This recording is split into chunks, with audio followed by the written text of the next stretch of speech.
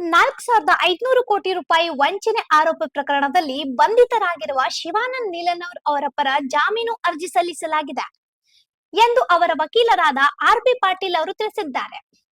ಬುಧವಾರದಂದು ಬೆಳಗಾವಿಯಲ್ಲಿ ಸುದ್ದಿಗಾರರೊಂದಿಗೆ ಮಾತನಾಡಿದ ಅವರು, ಜಾಮೀನು ಅರ್ಜಿಯ ವಿಚಾರಣೆ ಜೂನ್ 1ರಂದು ನಡೆಯಲಿದೆ. ಜೊತೆಗೆ ನೀಲನವರ್ ಅವರನ್ನು ಜೂನ್ 9ರವರೆಗೆ ನ್ಯಾಯಾಂಗ ಬಂಧನಕ್ಕೆ ಒಪ್ಪಿಸಲಾಗಿದೆ ಎಂದು ಹೇಳಿದ್ರು. ಇಲ್ಲಿಯವರೆಗೆ ನೀಲನವರ್ ಅವರ ವಿರುದ್ಧ ನೇರವಾಗಿ ಯಾವುದೇ ದೂರು ದಾಖಲಾಗಿಲ್ಲ.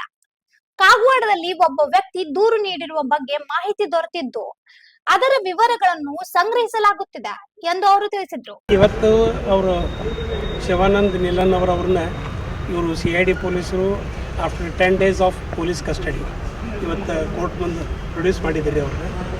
ಆಮೇಲೆ ಕೋರ್ಟ್ನವರು ಅವ್ರನ್ನೀಗ ಟಿಲ್ 9th ಜೂನ್ 9 ಜೂನ್ರ ತನಕ ಜುಡಿಷಿಯಲ್ ಕಸ್ಟಡಿಗೆ ರಿಮಾಂಡ್ ಮಾಡಿದ್ದಾರೆ.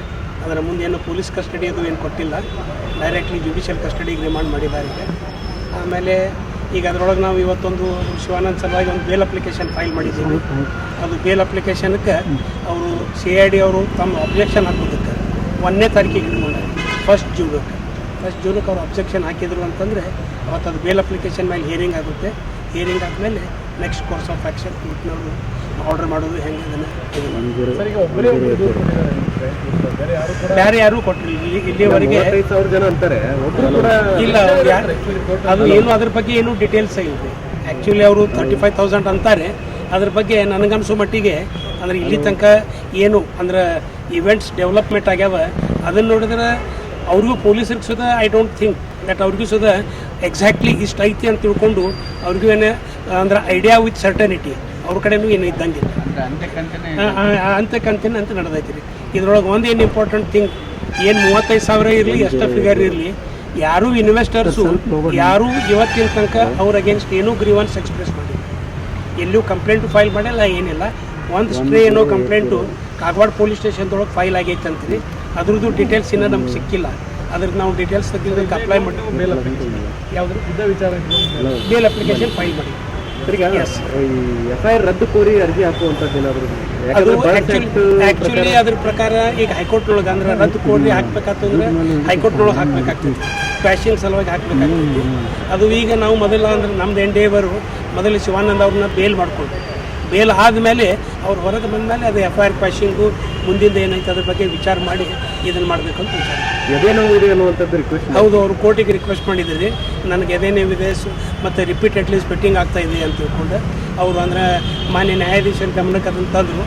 ನ್ಯಾಯಾಧೀಶರು ಅದ್ರ ಸಲುವಾಗಿ ಸೂಕ್ತವಾಗಿ ಪ್ರತಿಸ್ಪಂದಿಸಿ ಇಲ್ಲ ನಿಮ್ಗೆ ಹಂಗೇನ್ರಿ ಇತ್ತು ಅಂತಂದ್ರೆ ನೀವು ಇಮಿಡಿಯೇಟ್ಲಿ ಕಂಪ್ಲೇಂಟ್ ಮಾಡಿರಿ ಮತ್ತು ಅವ್ರು ಅಲ್ಲಿ ಜೈಲಿನೊಳಗಾಯ್ತು ಅಥವಾ ಇಲ್ಲಿ ಬಿಮ್ಸ್ ಹಾಸ್ಪಿಟಲ್ದೊಳಗೆ ನಿಮಗೇನು ರಿಕ್ವೈರ್ಡ್ ಟ್ರೀಟ್ಮೆಂಟು ಸಿಗುವಂಗೆ ನಾವು ವ್ಯವಸ್ಥೆ ಮಾಡ್ತೀವಿ ಅಂತ ಅಂದಾಗ ಅದು ನಾವು ಅವ್ರಿಗೆ ಶಿವಾನಂದ್ ಅವ್ರಿಗೆ ಆ್ಯಸ್ ದೇರ್ ಅಡ್ವೊಕೇಟ್ಸ್ ನಾವು ಎಶ್ಯೂರ್ ಮಾಡೀವಿ.